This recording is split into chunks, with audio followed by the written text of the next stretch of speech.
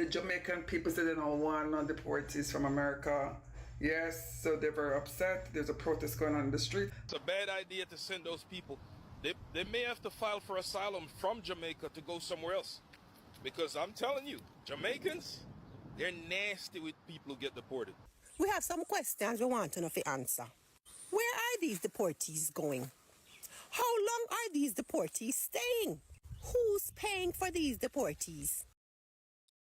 Well, I think I answered all of that in the beginning of this video. The people of Jamaica are in an uproar after Jamaica and the United States have signed a deal sending deportees from the United States to Jamaica.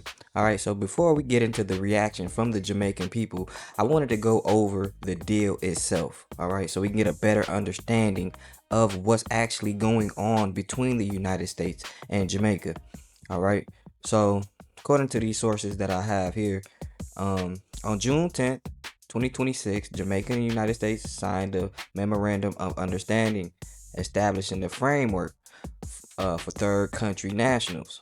All right, so June 16th through the 18th, the agreement became public after Jamaican officials confirmed details of the arrangement. All right, in July, the agreement was still facing public scrutiny, and Jamaican officials said operational details had to be finalized before the transfers began. All right, so it was established in June, but the reports indicate it's not immediately sending people into Jamaica before the operation part, the details of the operation are actually finalized. All right, so what is the agreement? All right, they are not, these people, the agreement concerns third country nationals, TCNs. All right, these are not Jamaican citizens. They are not necessarily citizens of the country they are being sent back to immediately, right? And they are people removed from the United States who may need a temporary location while arrangements are made for their final destination. All right, the Jamaican government described the arrangement as a transit agreement. This is not permanent resettlement. All right, the stated purpose is for Jamaica to temporarily receive people transferred from the United States before they continue to their final destination. All right, how many people are going to be going to Jamaica? Under the proposed agreement, the United States can send up to 25 people every 2 weeks. The transfers are handled individually rather than automatically. Jamaica has the ability to review each person before accepting. All right, so Jamaica is in control of who can and who can't be deported there as a transit station. All right, not a permanent place. So who are excluded? Who is excluded? The agreement excludes certain categories. All right, Jamaican citizens, unaccompanied minors, and people with certain serious criminal convictions. All right, the Jamaican government stated that individuals would undergo screening before being accepted. All right, so how is the screening and the rejection process? Before someone is transferred, Jamaica would receive information about that person, their identity information, their biographical information, medical information, and criminal history information. The Jamaican government stated the screening would involve reviewing criminal records, security concerns, health-related information. Jamaica maintains that it can refuse individuals who do not meet the requirements. All right, so from what I'm seeing, they're not just gonna get every last person, right? They can pick and choose who they want, and it's gonna be 25 every 2 weeks. So who pays the cost? The agreement states that the United States will cover the costs associated with the agreement. This includes expenses connected to the temporary stay and transfer process. The purpose of the funding arrangement is to prevent Jamaica from carrying the financial burden of the program. All right, so 25 people every 2 weeks. All right, you don't pay for nothing, and you get to pick and choose who comes in and who doesn't come in. How long are these people expected to stay in Jamaica? Around 7 days normally, but up to 14 days under certain circumstances. So the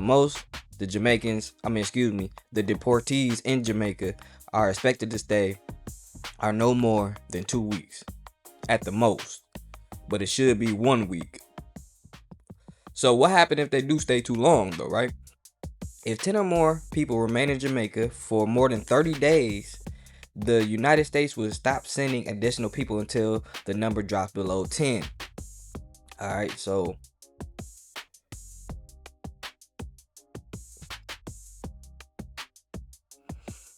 this limits the number of people who could accumulate in Jamaica. However, the agreement does not mean those individuals automatically leave after 30 days.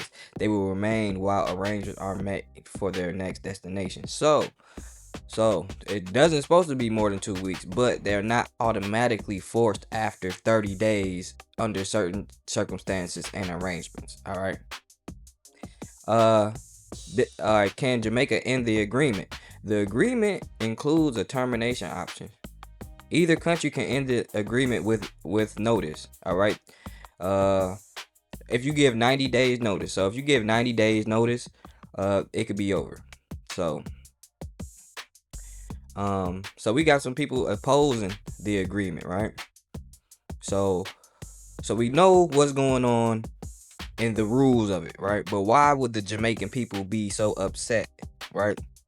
The Jamaican Coalition for Healthy Society called the agreement and to be paused and reviewed, right? They don't want it to happen. Their argument was that Jamaicans were not properly informed of the agreement was reached. A key quote in there was negotiated in secret, right? Announced without public or parliamentary consultation. The group argued that the government should have allowed more public discussion before agreeing to the arrangement. The coalition criticized what is described as the mysterious and secrecy surrounding this arrangement. All right.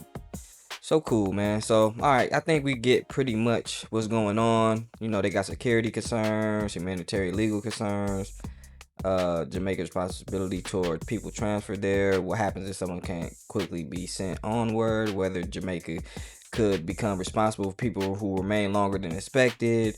Whether they could properly verify people. So, you know, they just have their issues, right?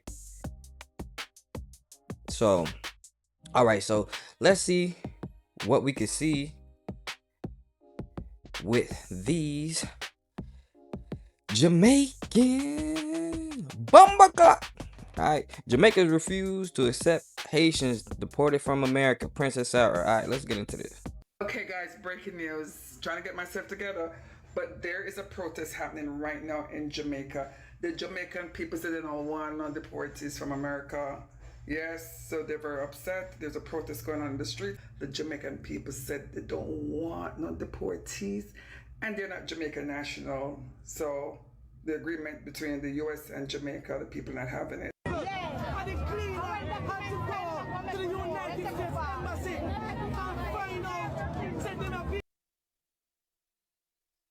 It's a bad idea to send those people.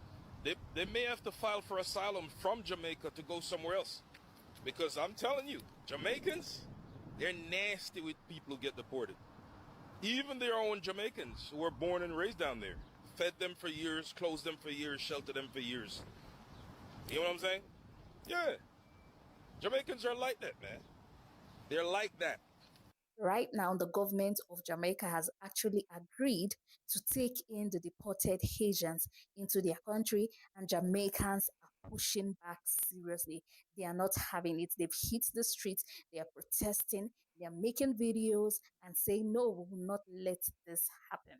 Anyway, I've been able to put together some clips that we're going to be watching, and I'm going to be reacting as we watch those clips.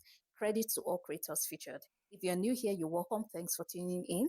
Don't forget to subscribe, like, and share this video.